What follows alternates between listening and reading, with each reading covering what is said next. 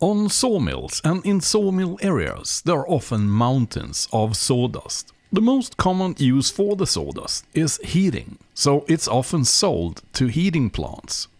Loading is made using big fans, who's blowing the sawdust together with the air through a tube down into the car. Transportation in the early days, meaning up to the 80s, was made in open, tall top gondolas like this one, and later in containers.